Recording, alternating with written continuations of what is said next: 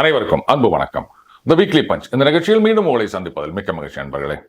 இந்த வாரம் ஒரு மிகப்பெரிய டெத்லி பஞ்ச் விழுந்திருக்கின்றது ஈரானுக்கு. ஆஸ் யூஷுவல் டைட்டில் மேட்டருக்கு போகிறதுக்கு முன்னாடி ஒரு சில விஷயங்களை கிளாரிஃபை பண்ணிடலாம் அப்படின்னு நினைக்கிறேன். இதில் சில பேர் கமெண்ட்ல கழுவி ஊற்ற ஆரம்பிச்சிருவாங்க. என்ன சார், ஒரு நாட்டுடைய அழிவு இதை பார்த்து உங்க மனசு பதைக்கலையா, துடிக்கலையா, ஈவிரக்கமே இல்லையா, நீங்களாம் மனுஷனா, இஸ்ரேலுக்கும் அமெரிக்காவுக்கும் நீங்க சப்போர்ட் பண்றீங்களே அப்படின்னு கமெண்ட் போட ஆரம்பிச்சிருவாங்க. இதே ஈரான் இஸ்ரேலை வரைபடத்திலிருந்தே ஒழிப்போம், இஸ்ரேலிய மக்களை அழிப்போம், அமெரிக்காவை அழிப்போம் அப்படின்னு கூவிட்டு இருந்தப்போ கைத்தட்டி சந்தோஷப்பட்டுங்கன்னு இருந்துட்டு இன்னைக்கு என்ன கேள்வி கேட்கறதுக்கு உங்களுக்கு எந்த விதமான தகுதியும் கிடையாது. அதனால ஏதோ ஒரு ஜிபி ஃப்ரீயா கொடுக்குறாங்க அப்படின்னா தாராளமாக கமெண்ட் போட்டுப்பாங்க. உங்க கமெண்ட் எல்லாம் நாங்கள் யாரும் ரெஸ்ட்ரிக்ட் பண்ண மாட்டோம், டெலீட் பண்ண மாட்டோம். அது உங்களுடைய சுதந்திரம். உங்க லட்சணம் என்ன அப்படின்றது உலகத்துக்கே தெரியட்டும் அந்த கமெண்ட் போடுறவங்களை பத்தி. அதுக்காகத்தான் அடுத்தது இன்றைக்கு இந்த அறிவுஜீவிகள் அப்படின்னு சொல்லிட்டு தெரிகிற சில கும்பல் மறுபடியும் உருட்ட ஆரம்பிச்சிட்டாங்க. இது நம்ம விவேக் இப்போ டிராஃபிக் கான்ஸ்டபிள் கிட்ட மாட்டிக்கும் போது as I am suffering from fever அப்படின்னு வர இல்லையா, அந்த மாதிரி ஏதாவது பேசும்போது ஆங்கிலத்தில் சில வார்த்தைகள்லாம் எடுத்து போட்டாச்சு அப்படின்னு சொன்னால் எல்லாம் மயங்கிடுவாங்க. இவர் அப்படியே நிறைய பட்சவருப்பா, உலக அறிவெல்லாம் இருக்குதுப்பா அப்படின்னு ஏமாந்து போயிடுவாங்க அப்படின்னு இன்னும் சில பேர் நினச்சிட்டு இருக்காங்க. International governance, humanitarian concerns, united nation charter, international court of justice, இப்படின்னு புசுன்னு 4 வார்த்தையை சேர்த்து விட்டோம் அப்படின்னா அது உண்மையாகி விடாது. ஈரான் மீது நடந்த தாக்குதல் இது மனித உரிமை மீறல். இது என்ன மனித உரிமை மீறல் எனக்கு தெரியல. இன்டர்நேஷனல் கோர்ட் ஆஃப் ஜஸ்டிஸ் இதை எத்தனை நாடுகள் அங்கீகாரம் செய்திருக்கின்றன, அதனுடைய தீர்ப்புகள் எத்தனை நாடுகளை கட்டுப்படுத்தும், இதுக்கு முன்னாடி யாரையெல்லாம் அவங்க வார் கிரிமினல்ஸ் அப்படின்னு டிக்ளேர் பண்ணியிருக்காங்க, அதை எத்தனை பேர் டாய்லெட் பேப்பராக கூட யூஸ் பண்ண முடியாதுன்னு தூக்கி போட்டிருக்காங்க அந்த தீர்ப்பை அப்படிங்கிறதெல்லாம் கொஞ்சம் படித்து பார்த்தோம்னா வரலாற்றிலிருந்து அப்போ அந்த இன்டர்நேஷனல் கோர்ட் ஆஃப் ஜஸ்டிஸ் அது என்ன லட்சணம் நமக்கு புரியும். அடுத்தது யுனைடெட் நேஷன் எந்த விதமான ஒரு பவரும் இல்லாமல் சும்மா யார் என்ன சொன்னாலும் ஒரு ஸ்டேட்மெண்ட் மட்டும், அதாவது இன்னைக்கு இந்த சமூக செயல்பாட்டாளர்கள்னு சொல்றோம் இல்லையா, அவங்களாவது ட்விட்டர்ல டக்குன்னு கருத்து போடுறாங்க. அந்த அளவுக்கு கூட ஒரு உரிமை அதிகாரம் இல்லாத ஒரு அமைப்பு இது அப்படின்னா அது யுனைடெட் நேஷன் அமைப்பு. இதுக்கு முன்னாடி அந்த லீக் ஆஃப் நேஷன்ஸ் அப்படின்னு இருந்தது. அது போன பாதையிலேயே இந்த யுனைடெட் நேஷன் போய்கொண்டிருக்கின்றது. பல்லு புடுங்கின பாம்பு அப்படின்னு சொல்லுவாங்க. ஆனா இதுக்கு பல்லும் கிடையாது, இது பாம்பும் கிடையாது, ஒரு பல்லி கூட கிடையாது, வெறும் மண்புழு. இதுதான் யூஎன். அதனால இந்த யுனைடெட் நேஷன் சார்ட்டர், அதுக்கப்புறம் அதனுடைய சட்டங்கள் அப்படின்றதெல்லாம் அப்படி தூக்கி ஓரமாக ஒதுக்கி வச்சிருங்க. ஈரானை தாக்கி இருக்கின்றது அமெரிக்கா. இது மனித உரிமைகள் சட்டங்களை மீறிய செயல் அப்படின்னா இஸ்ரேலை அழிப்போம், அமெரிக்காவை அழிப்போம், இதெல்லாம் மனித உரிமைகள் மீறல் கிடையாதா, நீங்க சொல்ற சட்டங்களை எல்லாம் மீறினது ஆகாதா? ஈரான் இந்த மாதிரிலாம் சொல்லும் போது எங்க போயிருந்தீங்க டோலர்? எப்படி மிக்சர் சாப்பிட்டுக்கின்னு அப்படி டீ குடிச்சிக்கின்னு இருந்தீங்களா, இல்ல ஏதாவது நோட்டு எண்ணிட்டு இருந்தீங்களா? என்னன்னு எனக்கு புரியல. உங்க நாட்டை நாங்க உரு தெரியாம அழிப்போம், உங்க நாட்டு மக்களை இல்லாம செய்வோம் அப்படின்னு ஒருத்தன் சொல்லினுக்கிறான் அப்படின்னா அதை கேள்வி கேட்கறதுக்கு துப்பு இல்லாத நீங்க இன்னைக்கு இந்த மாதிரி எல்லாம் பேசக்கூடாது. இது மாதிரி நிறைய அறிவுஜீவிகள் இருக்காங்க நாட்டுல. சோனியா காந்தி அம்மையார் அவங்க ஏதோ உடம்பு சரியில்லை, ஆஸ்பத்திரியில் சேர்த்திருக்காங்க அப்படின்னு சமீபத்தில் ஒரு செய்தி வந்தது. நலம் பெற வேண்டும், வீட்டுக்கு வந்துட்டாங்களா அப்படின்னு தெரியல. அவங்க பார்த்தீங்கன்னா சமீபத்தில் இந்த ஹிந்துவில் சென்ட்ரல் பேஜில் ஒரு ஆர்டிக்கல் எழுதியிருக்காங்க. அதில் பார்த்தீங்களா, காசா மக்கள், ஈரான் மக்கள் இவங்களுக்காக அப்படியே கவலை தெரிவித்து இந்தியா நமது குரலை உயர்த்த வேண்டும் அப்படின்லாம் சொல்லிக்கிறாங்க. ஏன் அக்டோபர் 7, 2023 இஸ்ரேலில் இப்போ அத்தனை பேரை கொண்டுட்டு போனாங்களே, அப்போ ஏன் இந்த கண்டனம், இவர்களுக்காக இந்தியா குரலை உயர்த்த வேண்டும் அப்படின்றது இவங்க கிட்டேருந்து கருத்து வரல அப்படின்னு தெரியல. பங்களாதேஷில் இப்போ சமீபத்தில் நடந்த ஆட்சி மாற்றத்துக்கு பிறகு மறுபடியும் இந்துக்கள் ஏராளமான பேர் வன்முறைக்கு உள்ளாகினர், கொல்லப்பட்டனர். அப்பெல்லாம் குரலை உயர்த்த வேண்டும் அப்படின்னு சோனியா காந்தி அம்மையார் அவர்கள் கிட்ட எந்த கருத்தும் வந்ததா தெரியல. பஹல்காம் தாக்குதலுக்கு அப்புறம் கடுமையான நடவடிக்கை எடுக்க வேண்டும் அப்படின்னு எதுவும் சொன்னதாகவும் எனக்கு தெரியல. இந்த மாதிரி சென்டர் பேஜ் ஆர்டிக்கல் வரல. காசா, ஈரான் அப்படின்னா மட்டும் கண்ணீர் வருகின்றது, ஆனால் இஸ்ரேலுக்குள்ள, பங்களாதேஷுக்குள்ள அப்படின்னா கண்ணீர் வரமாட்டேங்கிறது அப்படின்னு சொன்னால் இது ஏதோ ஒரு புதுவிதமான ட்ரெண்டா தெரியல. ஒரு பக்கம் மட்டும் அந்த கருணை, ஒரு பக்கம் நாங்கள் கண்டுக்கவே மாட்டோம் அப்படின்னா இது என்ன விதமான ஃபோபியா அப்படின்னு கண்டுபிடிக்கணும்னு நினைக்கிறேன். ரைட், இப்போ டைட்டில் மேட்டருக்கு போகலாம் நண்பர்களே. ஏன்னா சார் போர் வந்து இனிமே தான் வந்து மும்முரமாகும் உக்கிரமடையும் அப்படின்னு எல்லாம் சொல்லிட்டு இருக்காங்க. ஈரான் கூட அப்படிதான் எச்சரிக்கையை கொடுத்துருக்காங்க. இந்த நேரத்தில் போயிட்டு நீங்கள் இறுதி கட்டம்னு சொல்றீங்களே அப்படின்னா இதுதான் நிஜம். இது வந்து நான் அன்னைக்கே சொன்னேன், இஸ்ரேல் ஒரு கையை பின்னாடி கட்டிட்டு போராடுகின்றார்கள். அவங்களுடைய முழு ஃபோர்ஸையும் அவங்க யூஸ் பண்ணலை, ரொம்பவே ஸ்ட்ராட்டஜிக்காக பிளான் பண்ணிட்டு இருக்காங்க. இது தெரியாம இஸ்ரேல் அமெரிக்கா வலையில் ஈரான் விழுந்ததோ இல்லையோ இங்கே இருக்கிற அறவேக்காடுகள் நிறைய போய் விழுந்துருச்சு. அது சொன்னால் யாரும் கேட்கல. இப்போ வந்து அவங்களுக்கு புரிஞ்சிருக்கும் அப்படின்னு நினைக்கிறேன். இதற்கு பிறகு ரிட்டாலியேட்டரி ஸ்ட்ரைக் அப்படின்னு சொல்லிட்டு ஈரான் என்ன விதமான ஒரு நடவடிக்கை எடுத்தாலும் இதைத்தான் நாங்கள் எதிர்பார்த்தோம் அப்படின்னு போட்டு குமுறி எடுத்துருவாங்க அமெரிக்காவும் இஸ்ரேலும். இதனால் வரைக்கும் இஸ்ரேல் வந்து பெரிய அளவில் ஏவுகணை தாக்குதல் நடத்தாமல் இருந்தது. இப்போ கடுமையான தாக்குதல் ஈரானிடமிருந்து வந்தது அப்படின்னு சொன்னால் அத்தோட சொல்லி முடிஞ்சது. Hardly a matter of days ஈரானை ஒன்றும் தெரியாமல் ஆக்கி விடுவார்கள். இதில் நிறைய பேர் கொம்பு சுத்திட்டு இருக்காங்க. அகெயின் த சோ கால்டு அறிவுஜீவிகள் என்ன நினச்சிங்க, ஈரானை நீங்கள் போட்டு துவம்சம் பண்ணீங்கன்னா சீனாவும் ரஷ்யாவும் சும்மா இருக்குமா அப்படின்னு? சும்மாலாம் இருக்க மாட்டாங்க. அவங்க நாட்டில் அவங்க ஊரில் மிக்சர் மாதிரி ஏதோ அதை சாப்பிட்டுட்டு இருப்பாங்க. வேறு என்ன பண்ணுவாங்க அப்படின்னு நினைக்கிறீங்க? எப்படி ஈரானுக்கு ஆதரவாக சீனா வந்து கபால்னு களத்தில் குதிக்கும் அப்படின்னு நினச்சிட்டு இருக்கீங்களா? கனவு காணுங்க, எல்லாருக்கும் உரிமை இருக்கின்றது. ஆனால் அந்த கனவெல்லாம் நனவாகாது. எப்படி ரஷ்யா வந்து என்ன அமெரிக்கா நீங்கள் பாட்டுக்கு வந்து ஈரான் ஆட்சி நோக்கி நிற்கிறீங்க, நாங்கள் சும்மா இருக்க மாட்டோம் அப்படின்வாங்களா? கரெக்டு, சும்மா இருக்க மாட்டாங்க. பதிலுக்கு உக்ரைனில் பொழந்து கட்டிட்டு இருப்பாங்க. நம்ம அன்றைக்கே சொல்லியிருந்தோம், ஈரான் உனக்கு உக்ரைன் எனக்கு. அந்த அக்ரிமெண்ட்டு அப்படியே போய் நிற்குது நண்பர்களே. அதனால் ஒவ்வொருத்தருக்கும் ஒவ்வொரு இன்ட்ரெஸ்ட் இருக்குது. சீனாவுக்கு வேணா ஈரான் அழிவது அப்படின்றது ஒரு பெரிய அடியாக இருக்கலாம். ஆனால் ரஷ்யாவுக்கு அது கிடையாது. ரஷ்யாவை பொறுத்த வரைக்கும் ஈரானும் அழியுது, கூடவே சீனாவுக்கும் பெரிய அடி விழுதா, வெரி குட் ட்ரம்ப்பு, வா வா வா நம்ம ஒரு டீல் போட்டுக்கலாம் அப்படின்னு சொன்னாலும் ஆச்சரியப்படுவதற்கு இல்லை. Just wait and see. இப்போ ஈரானுக்கு முன்னாடி இருப்பது ரெண்டு ஆப்ஷன்ஸ் தான். ஒன்று வந்து இதுக்கு முன்னாடி பல தடவை நடந்திருக்கு. ஒரு தடவை அமெரிக்கா அவங்க இராணுவ தளபதியை சுட்டு கொண்டப்போ நாங்கள் வந்து மிசைல் அனுப்புகிறோம் அப்படின்னு சொல்லிட்டு ஏற்கனவே கூப்பிட்டு சொல்லிட்டு அந்த இடத்தெல்லாம் காலி பண்ணிட்டு போயிட்டாங்க சோல்ஜர்ஸ். யாருமே இல்லாத டீ கடையில் இவங்க குண்டை போட்டுட்டு பார்த்தீங்களா நாங்கள் தாக்கி விட்டோம் அப்படின்னு உள்ளூரில் போஸ்டர் அடிக்காத குறையா அதை சொல்லி பெருமைப்பட்டுக்கினாங்க. அதுக்கப்புறம் இதுக்கு முன்னாடி ஒரு தடவை இஸ்ரேல் தாக்குதல் நடத்துச்சு தெரியுமா ஈரானில். அப்போது அவங்க என்ன பண்ணாங்க, பாருங்க ட்ரோனு மிசைல் அப்படின்னு அனுப்பினாங்க. நம்மலாம் கூட பார்த்தோம், அப்படியே சரமாரியாக போய் இஸ்ரேலை தாக்கியது. ஆனால் ஒரு கேஷுவாலிட்டி கூட இல்லை. அங்கே ரோட்டில் சுற்றிட்டு இருக்க நாய் பூனை கூட அந்த தாக்குதலில் சாகலை. அது அமெரிக்காவுக்கு முன்னாடியே சொல்லிட்டு இது மாதிரி இத்தனை மணிக்கு நாங்கள் வந்து தாக்குவோம், நீங்கள் ரெடியாக இருங்க அப்படின்னு சொல்லிட்டு அமெரிக்கா வந்து இஸ்ரேலை கூப்பிட்டு சொல்லிட்டு அப்பா இத்தனை மணிக்கு வராங்களாம்ப்பா, எல்லா ஏற்பாடெல்லாம் பண்ணுங்கப்பா அப்படின்னு சொல்லிட்டு அதே மாதிரி இவங்களும் சும்மா இதையோ ஒன்று அனுப்புகிறாங்க. அவங்களும் வந்து இன்டர்செப்ட் பண்ணுறோம் அப்படின்னு சொல்லிட்டாங்க. ஈரான் வந்து இது வேறுங்க, இது வெறும் ட்ரெய்லர் தான், முன்னொரு தடவை நடந்தது, அவ்வளோதான் ஜாகிரதை அப்படின்னு உள்ளுக்குள்ளே பெருமை பேசிக்கின்னு போயிட்டாங்க. அவ்வளோதான் நடந்தது. ஸோ இப்போ ஈரான் முன்னாடி இருக்கின்ற முதல் ஆப்ஷன் என்ன அப்படின்னா, அதே மாதிரி அமெரிக்கா கிட்ட பேசிட்டு இந்த பாருங்க நாங்கள் வந்து நம்ம வடிவேலு சொல்கிற மாதிரி துபாய், பஹ்ரைன், ஷர்ஜா இந்த மாதிரி எங்கெங்கெல்லாம் உங்கள் பேஸ் இருக்குதோ அங்கே வந்து நாங்கள் ஒரு குண்டை போடுவோம், எத்தனை மணிக்கு போடுறோன்றதை முன்னாடியே சொல்லிடுறேன், நீங்கள் வந்து எல்லாத்தையும் காலி பண்ணிட்டு போயிருங்க, நாங்கள் வந்து பார்த்தீங்களா நாங்கள் வந்து அமெரிக்காவை தாக்கி விட்டோம் அப்படின்னு சொல்லிக்கிறோம். அதுக்கப்புறமா பேச்சுவார்த்தைக்கு வரோம். இதுதான் ஒரு ஆப்ஷன். இன்னொரு ஆப்ஷன், அதெல்லாம் முடியாது, அமெரிக்கா நீங்கள் வந்துட்டீங்கல்ல என்ன பண்ணுறோம் பாருங்கள், நாங்கள் வந்து எனக்கு பின்னாடி அடுத்த வாரிசை எல்லாம் எனக்கு அப்புறம் யார் பதவிக்கு வரணும் அப்படின்றதையும் நாங்கள் வந்து நியமித்து விட்டோம், எதற்கும் தயாராக இருக்கின்றோம், இஸ்ரேல் மட்டும் இல்லை அமெரிக்காவையும் சேர்த்து அழிக்கிறோம், எங்களுடைய திறமை எங்களுடைய மிசைல் டெக்னாலஜி எந்த அளவுக்கு போய்க்குது பாரு அப்படின்னு இறங்கினாங்கன்னா ஒட்டு மொத்தமாக ஒன்றும் இல்லாமல் போயிடும் ஈரான். அவ்வளோதான். இதில் வந்து வாயை கொடுத்து வாங்கி கட்டிக்கிறோம் அப்படின்னு சொல்கிறாங்கல்ல, அது ஈரானுக்கு தான் பொருந்தும் அப்படின்னு நினைக்கிறேன். ஃபார்தோவில் நம்ம அன்றைக்கி அந்த GBU 57 பற்றி டீட்டெயிலாக ஒன்று போட்டிருந்தோம், பங்கர் பஸ்டர் பாம்ஸ். அதைத்தான் வந்து இறக்கியிருக்காங்க அமெரிக்கா. அந்த B2 ஸ்டெல்த் ஃபைட்டர் அது வந்து கிட்டத்தட்ட ஒரு 6 ஸ்டெல்த் ஃபைட்டரில் வந்து அந்த ஃபர்தோவில் மட்டும் குண்டு போட்டிருக்காங்க. கிட்டத்தட்ட ஒரு 12 பாம் போட்டதாக சொல்கிறாங்க. அதுக்கப்புறம் நட்டான்ஸ் அதுலேயும் வந்து ஒரு B2 பாம்பர் வச்சு பாம் பண்ணியிருக்காங்களாம். அதுக்கப்புறம் இஸ்பஹான் அங்கேயும் வந்து அட்டாக் பண்ணியிருக்காங்க. ப்ளஸ் அந்த டோமஹாக் அந்த க்ரூஸ் மிசைல்ஸ் அது சப்மரீன்லேருந்து லான்ச் பண்ணியிருக்காங்க. இத்தனைக்கும் டோமஹாக் வந்து சப்சானிக் தான், அதாவது சோனிக், சப்சானிக், சூப்பர்சானிக், ஹைப்பர்சானிக், வேறு ஒன்றும் இல்லைங்க. அந்த ஒலியின் வேகம் இதைத்தான் வந்து மேக் 1 அப்படின்னு சொல்லுவாங்க.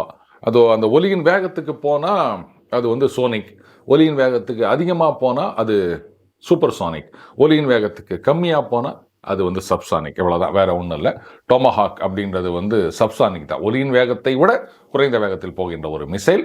ஆனால் ஈரான் கிட்ட வந்து ஹைப்பர்சானிக் மிசைல்ஸ் எல்லாம் இருந்து என்ன பிரயோஜனம்? எல்லாத்தையும் ஒட்டுமொத்தமாக அழிச்சிருவாங்க அமெரிக்கா. அதில் எந்த விதமான சந்தேகமும் கிடையாது. ஸோ அப்படி உள்ளுக்குள்ள நாங்கள் வீரமாக பேசிக்கிறோம் அப்படின்னு சொல்லிட்டு அமெரிக்காவுக்கு முன்னாடி இன்ஃபர்மேஷன் கொடுத்துட்டு டம்மியாக 4 குண்டு போட்டுட்டு அப்படியே பேச்சுவார்த்தைக்கு ஒதுங்க போகிறாங்களா? இல்லை எங்களுக்கு வந்து வீரியம்தான் முக்கியம், காரியத்தை பற்றி கவலை இல்லை அப்படின்னு சொல்லிட்டு நான் குண்டு போடுறேன் அப்படின்னு இஸ்ரேலில் ஒரு 4 குண்டு, 6 யூஎஸ் பேசஸ், அங்கே இருக்கிற அவங்களுடைய நேவல் அசட்ஸ், இது மேலே எதையாவது குண்டை போட்டு ஒட்டு மொத்தமாக ஈரானை ஒன்றும் இல்லாமல் பண்ணிக்க போகிறாங்களா? இதுதான் வந்து 2 ஆப்ஷன். ஸோ எப்படி நடந்தாலும் இந்த யுத்தம் அப்படின்றது ஒரு முடிவுக்கு வரத்தான் வேண்டும்.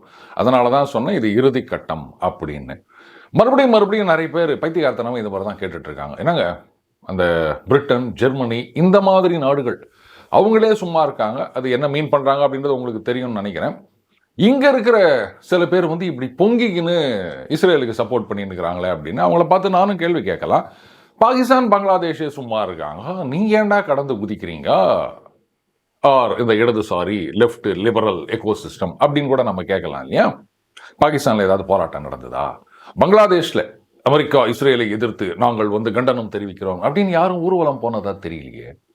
இங்கே மட்டும் இந்த லெஃப்ட் நாங்கள்லாம் முற்போக்குன்னு சொல்லி நிற்கிறோம், ஏன்டா கடந்து குச்சி நிற்கிறீங்க?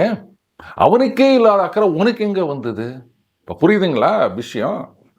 கேட்கும்போது இவங்க சொல்கிறதெல்லாம் கரெக்டு தானே அப்படின்ற மாதிரி தோணும். இப்போ இந்த மாதிரி யோசிக்கும் போது தான் அட பிக்காளி பயில்வலா அப்படின்னு வடிவேல் சொல்கிற மாதிரி இருக்குது. பார்த்தீங்கல்ல, நான் அன்னிலேருந்து சொல்லிட்டு வரேன், ஈரான் வந்து அங்கே தலையெடுப்பது, இஸ்ரேலை வந்து ஈரான் அழிப்பது அப்படின்றத வந்து சுற்றி இருக்கும் நாடுகளே ஒத்துக்க மாட்டாங்க. இன்னைக்கு பின்னாடி இருக்க நாடு பாகிஸ்தானே வந்து சரக்குன்னு முதுகலை குத்திட்டு வந்துருச்சுங்க.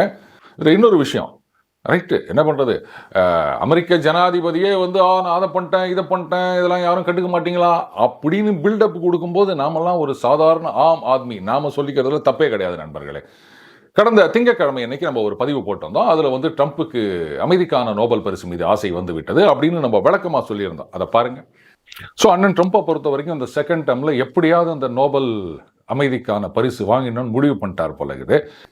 அடுத்த 2 நாட்களில் என்ன நடந்தது? பாகிஸ்தான்லேருந்து என்ன பண்ணுறாங்க, அந்த நோபல் கமிட்டிக்கு ரெக்கமெண்ட் பண்ணுறாங்க. ட்ரம்ப் அவர் எவ்வளோ பெரிய ஆள் தெரியுமா, என்னெல்லாம் பண்ணிக்கிறாரு தெரியுமா, அவருக்கு நீங்கள் அமைதிக்கான நோபல் பரிசு கொடுங்க அப்படின்னு. அதுக்கப்புறம் ட்ரம்ப்பே வாயை விட்டு சொல்லிட்டார். அதை பாருங்க.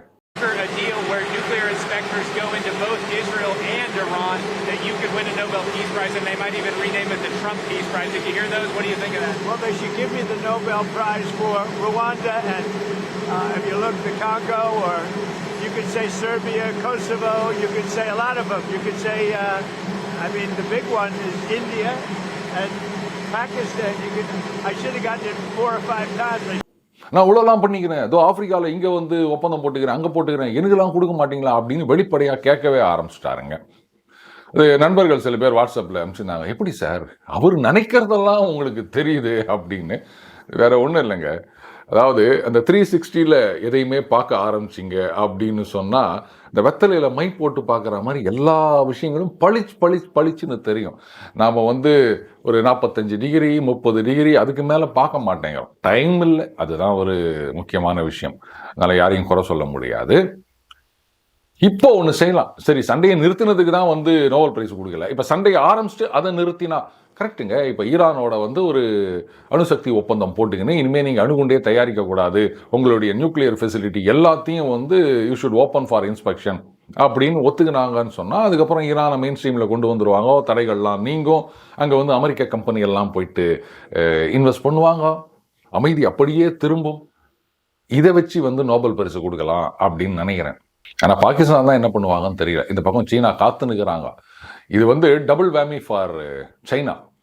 ஒன்று, அவங்களுடைய கண்ட்ரோல்லேருந்து அமெரிக்கா பக்கம் முழுமையாக போய்விட்டது பாகிஸ்தான். அடுத்தது இதனுடைய விளைவு ஈரான் நாசமாகிவிட்டது. ஒன்று ஒட்டுமொத்தமாக அழிக்கப்படும், அப்படி இல்லைன்னா மறுபடியும் அமெரிக்கன் இன்ஃப்ளூயன்ஸ் அமெரிக்கன் கம்பெனிஸ் அங்கே வந்து உக்காந்துக்கும். ஸோ சீனாவுடன் முன்பு போல வர்த்தகம் நட்பு அப்படின்றது இருக்காது. அப்போ 2 நாடுகளும் அவங்களுடைய ஸ்பேர் ஆஃப் இன்ஃப்ளூயன்ஸை விட்டு வெளில போயிடுச்சு. இதுக்கு முக்கியமான காரணமா, முக்கியமான துரோகியா சீனா பார்க்க போறது பாகிஸ்தான்.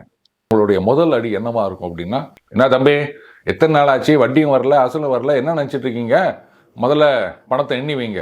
இல்லைங்க கையில் காசே இல்லை. என்ன காசே இல்லைன்றீங்க? அண்ணன் ட்ரம்ப் தான் வந்து காசு கொடுக்குறேன்னு சொல்லிடுறாருல, ஐஎம்எஃப்ல வந்து 1.5 பில்லியன் சாங்ஷன் பண்ணிக்கிறாங்க, அதுக்கப்புறம் 20 வருஷத்தில் 40 பில்லியன் கொடுக்குறான்றாங்க. எங்கள் பணத்தை முதல்ல எடுத்து வை. இல்லைங்க அது வந்து அவங்களாண்ட அந்த பாதி விலைக்கு இதெல்லாம் வாங்கிக்கிறாங்கல்ல, அது வேற தம்பி, அது வியாபாரம், இது கடன். இல்லைங்க கொஞ்சம் டைம் கொடுத்தீங்கன்னா, டைம்லாம் கொடுக்க முடியாது. அப்போ ஒன்று செய்யுங்க, அந்த பணத்துக்கு பதிலாக இந்த ஊட்டை எழுதி கொடுப்பாங்க இல்லையா, அந்த மாதிரி இது அது அந்த கராச்சி போட்டு அதெல்லாம் எழுதி கொடுத்துருங்க. இல்லைங்க அப்படிலாம் எழுதி கொடுத்தா அண்ணன் ட்ரம்ப் ஒத்துக்க மாட்டார். அப்போ அவர்கிட்டயே இன்னும் கொஞ்சம் கடனை வாங்கி என் கடனை திருப்பி கொடு, பணத்தை எண்ணி வைக்கணும் தம்பி, இல்லைன்னா பேச்சா இருக்காது, ஜாகிரதை. இப்படி தான் மிரட்டுவாங்க சீனா. அப்போ மறுபடியும் அமெரிக்கா காலில் போய் விடணும், அவங்க என்ன சொன்னாலும் கேட்கணும். ஈரான் மட்டும் இல்லை, இன்னும் 4 பேர் முதுகில் குத்து அப்படின்னு சொன்னாலும் சரிங்க ஏசமா அப்படின்னு கத்தியோட தயாராக நிற்கணும். சொல்லப்போனால் பாலஸ்தீனியர்களை எதிர்த்து கூலிக்கு போயிட்டு பாலஸ்தீனியர்களை கொன்றொழித்தது பாகிஸ்தான். இவங்க பேசுகிறாங்க. இன்னைக்கு வந்து ஈரான் கேட்குறாங்க, நீங்கள் வந்து இஸ்ரேலுக்கு எதிராக குரல் கொடுக்க வேண்டும் அப்படின்னு இந்தியாவை பார்த்து. 65 யுத்தத்திலையும் 71 யுத்தத்திலையும் ஈரான் பாகிஸ்தானுக்கு சப்போர்ட் பண்ணாங்க. நாங்கள் எதுக்கு இன்னைக்கு உனக்கு சப்போர்ட் பண்ணணும்? நீங்கள் இன்றைக்கும் எங்களுக்கு சப்போர்ட் பண்ண மாட்டீங்க. இந்த ஆர்டிகல் 370 நீக்கினது எங்களை எதிர்த்து குரல் கொடுப்பீங்க. CAA உங்களுக்கு இதுக்கு என்னங்க சம்பந்தம்? அதை எதிர்த்து குரல் கொடுப்பீங்க. ஆனால் நாங்கள் மட்டும் உங்களுக்கு எப்பவும் சப்போர்ட் பண்ணின்னு இருக்கணும். நல்லா நியாயமாக இருக்குது இதெல்லாம். ஆனால் இஸ்ரேல் வந்து எப்பவும் டிப்ளமேட்டிக் ரிலேஷன்ஸ் இருந்தாலும் இல்லாட்டாலும் எங்களுக்கு அவங்க சப்போர்ட் பண்ணிட்டு இருப்பாங்க, வெளிப்படையாக ஆதரவு தெரிவிப்பாங்க, ஆயுதங்கள் கொடுப்பாங்க, டெக்னாலஜி டிரான்ஸ்ஃபர் பண்ணுவாங்க. ஆனால் நாங்கள் அவங்களை எதிர்த்து குரல் கொடுக்கணும். எதுக்காக? உங்களை மாதிரி நம்பிக்கை துரோகிகளுக்கு சப்போர்ட் பண்ணணுங்கிறதுக்காக. இது நல்லா இருக்குது. இன்னைக்கு இந்த மாதிரி ஆட்களுக்கு தான் சில பேர் வந்து குரல் கொடுத்துட்டு இருக்காங்க. ஐயோ ஈரான் இப்படி ஆயிடுச்சு அப்படி ஆயிடுச்சேன்னு. ஆவட்ட என்ன பண்ண முடியும்? காசால பாருங்க, இப்படி இந்த டோலர்கள் இன்னைக்கு பொங்கினுக்கிறாங்க, சோறு இல்லாமல் மண்ணை சாப்பிட்டு கொண்டிருக்கின்றது ஒரு குழந்தை அப்படின்னு. சரிங்க, கஷ்டம்தான், நான் இல்லைன்னு சொல்லலை. ஆனால் இப்போவும் அந்த ஹமாஸ் இயக்கத்தை சார்ந்தவர்கள் அங்கே சுற்றி நிற்கிறாங்க. யாருமே வந்து 2 வருஷமா பசி பட்னியோடு இருந்த மாதிரி தெரியல. அங்கு வரவுகின்ற வாட் எவர் கம்ஸ் அந்த உதவி பொருட்களை எல்லாம் அந்த மேலே இருக்க அவங்களே தூக்கிட்டு போயிடுறாங்க. ஏழை எளிய அடித்தட்டு மக்களுக்கு கிடைப்பதில்லை. அது யாரோட தப்பு? இது ஒரு பெரிய இஷ்யூவே கிடையாதுங்க. ஈரான் வந்து எங்களுக்கு அணுகுண்டு வேணாங்க அப்படின்னு முடிவெடுத்துட்டாங்க அப்படின்னு சொன்னால் அதுக்கப்புறம் இந்த பிரச்சனையெல்லாம் தீர்ந்து விடும். அதே மாதிரி அந்த காசா ஸ்ட்ரிப்லையோ இல்லை வெஸ்ட் பேங்க்லேயோ அங்கே இருக்கிற மக்கள் வந்து ரைட்டுங்க, இந்த ஹமாஸ் ஹெஸ்புல்லா இதெல்லாம் தீவிரவாத இயக்கங்கள் போதும், சண்டை போட்டு போட்டு போட்டு சலிச்சு போச்சு எங்களுக்கு. எங்கள் மக்கள் தான் உயிரை தியாகம் செய்து கொண்டிருக்கின்றார்கள், ஏழை எளிய மக்கள். மேலே இருக்கவன்லாம் வந்து உங்கள் பசங்களை நல்ல வெளிநாடுகளில் படிக்க வச்சு செட்டில் பண்ணி வச்சிட்டிங்க, நாங்கள் தான் கஷ்டப்பட்டுனுக்கிறோம். அதனால் இந்த தீவிரவாத இயக்கங்கள் வேண்டாம். ஏதோ எங்களுக்குன்னு ஏதோ ஒரு இடம் இருக்குது, இங்கிருந்து இஸ்ரேலுக்கு போயிட்டு தான் நாங்கள் தினைக்கும் வேலை செஞ்சு சம்பாதிச்சுட்டு வந்தோம். அந்த வேலை கொடுத்தது சம்பளம் கொடுத்தது இஸ்ரேல். இதை எவனும் பேச மாட்டானுங்க. அதனால் நாங்கள் முன்ன மாதிரியே இருந்து போகிறோம். ஸோ இந்த தீவிரவாத இயக்கங்கள் நீங்களாம் தயவு செஞ்சு வெளில போயிருங்க, இல்லை நாங்களே உங்களை அடித்து துரத்துவோம் அப்படின்னு அவங்க முடிவெடுத்துட்டாங்க அப்படின்னு சொன்னால் அந்த இஸ்ரேல் பாலஸ்தீன பிரச்சனை அப்படின்றதும் உடனே முடிவுக்கு வந்துவிடும். ஏன் பண்ண மாட்டேங்கிறீங்க? கடைசி வரை நாங்கள் போராடி கொண்டே இருப்போம் அப்படின்னா அப்போ நீங்கள் போராடிக்கிட்டே தான் இருக்கணும். அந்த கடைசி எப்போ வரும்? எப்படி சார் முடியும்? ஈரான் கிட்டேயும் வந்து ஏராளமான ஆயுதங்கள் இருக்குன்னா, மிசைல்ஸ் இருக்குது, அதுவும் லாங் ரேஞ்ச் மிசைல்ஸ்லாம் வச்சுருக்காங்க. அப்படி இருக்குச்ச இங்கே இஸ்ரேலில் பார்த்தீங்கன்னா அந்த ஏர் டிஃபென்ஸ் அப்படின்றது வந்து குறைஞ்சிட்டே வருது. அவங்களுடைய அந்த ஹிட் ரேஷியோ அப்படின்றது 90%லேருந்து 65%லாம் வந்துச்சுன்னு சொல்கிறாங்க. அண்டு பல நேரங்களில் ஏர் டிஃபென்ஸே இல்லை, இவங்களுடைய ஹைப்பர்சானிக் மிசைல்லாம் டொக்குன்னு போட்டு வந்துடுது. அப்படி இருக்குச்ச இது உடனே முடிவுக்கு வந்துவிடும் அப்படின்னு எப்படி உறுதியாக சொல்ல முடியும்? நீங்கள் சொல்கிறது வந்து ஏதோ விஷுவல் திங்கிங் மாதிரி இருக்கு அப்படின்னு கூட சில பேர் கேட்கலாம். நல்லா யோசிச்சு பாருங்கள். இப்போது அமெரிக்கா, நீங்கள் இஸ்ரேலை கூட விட்டுருங்க, நான் அந்த விளையாட்டுக்கே வரல, அமெரிக்கா கிட்ட இல்லாத ஆயுத பலமா, மிசைல்ஸா, இல்லை சேட்டலைட் டெக்னாலஜியா, அவங்களுடைய ஸ்பை சேட்டலைட் அப்படின்றது வந்து உலகத்திலேயே நம்பர் 1 அப்படின்னு சொல்லலாம். அந்த அளவுக்கு ப்ரெசிஷன் அவங்களது. அப்போது நீங்கள் மிசைல் லான்ச் பண்ண போகிறீங்க அப்படின்னு சொன்னாலே அப்போ அந்த லான்ச் சைட்டு என்ன அப்படின்றது, அஃப்கோர்ஸ் இப்போ ஈரானில் வந்து மோஸ்ட்லி சாலிட் ஃபியூல் சிஸ்டம் தான் வச்சுருக்காங்க. அதனால டக்கு டக்குன்னு இது பண்ணிடலாம். பட் அங்கே லான்ச் பேட் இது அப்படின்னு தெரிஞ்சிடுச்சுன்னா உடனே அங்கேருந்து அவங்க மிசைலை போட்டு அடிச்சிருவாங்க. இவ்வளோ நாளாக ஏன் அடிக்காமல் இருந்தாங்க அப்படின்றத பற்றி எந்த விளக்கண்ணையும் யோசிச்சதா தெரியல. இதுக்கு முன்னாடி மட்டும் அவங்களுக்கு தெரியாதா எங்கெங்கெல்லாம் மிசைல் லான்ச் பண்ணுறாங்க, எங்கெங்கெல்லாம் ஸ்டோர் பண்ணி வச்சிருக்காங்க அப்படின்றத அவங்க சேட்டலைட்லேருந்து அவங்க வாட்ச் பண்ணியிருக்க மாட்டாங்களா? பண்ணியிருந்திருக்காங்க. பட் இஸ்ரேல் இது நாள் வரைக்கும் பொறுமையா இருந்ததுக்கு காரணமே அந்த ஃபார்தோ ஃபெசிலிட்டி அதை துவம்சம் பண்ணணும், அதுக்காக தான் அவங்க வெயிட் பண்ணிட்டு இருந்தாங்க. இப்போ அது முடிஞ்ச பிறகு இனிமே அவங்க யாருக்காகவும் வெயிட் பண்ண வேண்டிய அவசியம் கிடையாது. நாள்லேருந்தே இஸ்ரேல் அடிக்க ஆரம்பிச்சிருந்தாங்கன்னா ஈரான் பக்கம் ஒரு பெரிய சிம்பத்தி ஃபேக்டர் இருக்கும். அது கூடாதுன்றதுக்காகத்தான் இஸ்ரேல் அடக்கி வாசிச்சாங்க. நீங்க இந்த வாயால கெட்டான் அப்படின்ற மாதிரி ஈரான் சும்மா இல்லாம என்னங்க ஃபார்தோன்றீங்க, நட்டான்ஸ்ன்றீங்க, இஸ்ஃபஹான்றீங்க, எங்கேயுமே ரேடியேஷன் இல்லை, நாங்க ஏற்கனவே எல்லாத்தையும் அங்கேருந்து கொண்டு போய் வேற இடத்துல வச்சிட்டோம் அப்படின்னு. தேவையா இதெல்லாம்? இப்போ அவங்களுக்கு இன்னொரு ஜஸ்டிஃபிகேஷன் கொடுத்தா மாதிரி ஆயிரும். பார்த்தீங்களா, அவன் அணுகுண்டு தயாரிக்கிறதுக்காகத்தான் இதெல்லாம் பண்ணியிருந்திருக்கான். இப்போ ரேடியேஷன் எதுவும் அங்கே இல்லைன்றாங்க. ஸோ அது அவங்க எல்லாத்தையும் மாற்றிட்டாங்க. அது எங்கன்னு கண்டுபிடிச்சி அதை அழிக்கிற வரைக்கும் நாங்கள் குண்டு போட்டுக்கினே இருப்போம். தேவையாது இதெல்லாம்? கேட்டாங்களா ஒன்று? அது உள்ளுக்குள்ள பார்த்தீங்களா, நான் வீரன், நான் யார் தெரியுமா அப்படின்னு ஒரு சீன் போடுற விஷயம். இப்படி வாயை கொடுத்து தான் வாங்கி கட்டி நிற்குது ஈரான் காலங்காலமாக. இந்த ரஷ்யா வந்துடும் நாங்கள் ரஷ்யா சப்போர்ட்டில் ஃபங்க்ஷன் ஆகிட்டு இருக்க அந்த நியூக்ளியர் இன்ஸ்டலேஷன் அப்படின்றது புஷேர் அங்கே கை வைக்கல. லிஸ்ட்டில் பார்த்தீங்களா, புஷேர் வரல. அந்த ஃபார்தோ, இஸ்ஃபஹான், நட்டான்ஸ் இது 3 தான் மறுபடியும் அட்டாக் பண்ணியிருக்காங்க. ஸோ ரஷ்யாவை பொறுத்த வரைக்கும் கரெக்ட், எங்கள் ஆளுங்க இருக்காங்க, அதனால் கை வைக்கல. நம்மளுடைய ப்ரெஸ்டீஜ் கெத்து அப்படின்னு அவங்க கண்டுக்கவே மாட்டாங்க. யாரும் ஈரானுக்கு சப்போர்ட் வரப்போகிறது கிடையாதுங்க. நீங்கள் யார் யாரெல்லாம் உங்களுக்கு சப்போர்ட் அப்படின்னு நினச்சிட்டு இருந்தீங்களோ, இல்லை வேறு சொன்னாங்கல்ல பாருங்க, நீங்கள் தாக்குதல் நடத்திங்கன்னா பாகிஸ்தான் சும்மா இருக்காது அப்படின்லாம் யாரோ உதார விட்டுருந்தாங்க. அவங்கெல்லாம் கூட உங்களுக்கு உதவிக்கு வரவில்லை. யார் யாருக்கெல்லாம் ஈரான் இத்தனை காலமாக சப்போர்ட் பண்ணி கொண்டு இருந்ததோ அதே பாகிஸ்தான், அதுவும் வரல, முதுகில் குத்திருக்காங்க. சீனா வரும் அப்படின்னு நம்பிட்டு இருந்தாங்க. அவங்க வெறும் ஸ்டேட்மெண்ட் கொடுத்ததோடு சரி. சீனாவில் ட்விட்டர் கிடையாது, ஆனால் ட்விட்டரில் சைனீஸ் கம்யூனிஸ்ட் பார்ட்டி அவங்களுடைய மந்திரிகள் அவங்களுடைய ஸ்டேட்மெண்ட்லாம் ட்விட்டரில் வரும். அவங்களும் வெளிப்படையாக அதை பார்த்தீங்களா, அமெரிக்கா நாங்கள் வரோம் அப்படின்னு வரிச்சுக்கிட்டிங்களாம் வரமாட்டாங்க. ரஷ்யா பொறுத்தவரைக்கும் அவங்களுக்கு கவலையே இல்லை. ஸோ ஈரான் முட்டாள்தனமாக முடிவெடுத்து வாலாட்டினாங்க அப்படின்னு சொன்னால் ஒன்றும் இல்லாமல் போயிடும். மீண்டும் அடுத்த பில் சந்திப்போம். வணக்கம்.